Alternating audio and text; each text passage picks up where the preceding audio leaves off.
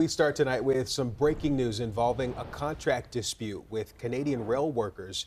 The government is forcing workers back to work and ordering both sides go into arbitration. It's an important development for Detroit and other parts of the country, as a lingering strike could have caused some serious supply chain issues. CBS News Detroit's Gino Vici joins us live from a Canadian National Rail yard in Ferndale with the latest. Gino. Yeah, well, we spoke to truck drivers and economic experts throughout the day about what they feel could have happened if this strike was able to continue. But now the Canadian government has stepped in and forced arbitration. Many feel a financial crisis has been avoided. I thought we need to pray about this. We need to pray because we hope that everybody comes together and hopefully this doesn't last too long. Mike Servalish, a truck driver of 20 years, says he was very concerned about his job after learning Teamsters Canadian Railway workers went on strike against two Canadian rail companies, Canadian National Railway and Canadian Pacific Kansas City. So it could cut our hours back a little. You know, it could be here only a short time, like half a day instead of 8 hours or 9, 10, depending on what's going on each day.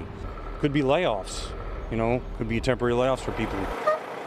The Canadian rail companies had previously locked their employees out as of 12:01 this morning as a result of not agreeing to a labor contract. The Canadian government has since stepped in and forced arbitration.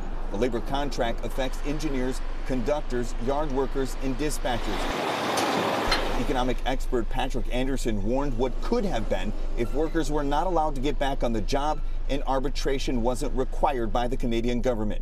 Canada and the U.S. are tightly integrated, particularly in the auto industry and in energy. A lot of the United States runs on Canadian oil, tar sands, other things. And a lot of what we consider American cars are actually assembled in Canada. And a 1 week one would be over $1 billion in terms of U.S. costs. Now that the parties are back at the negotiating table, Servalish is hoping for a faster resolution.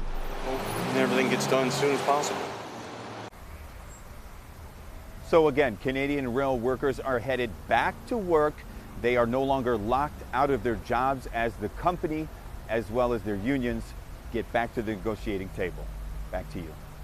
All right, we'll keep watching to see where those conversations go. Gino, thanks.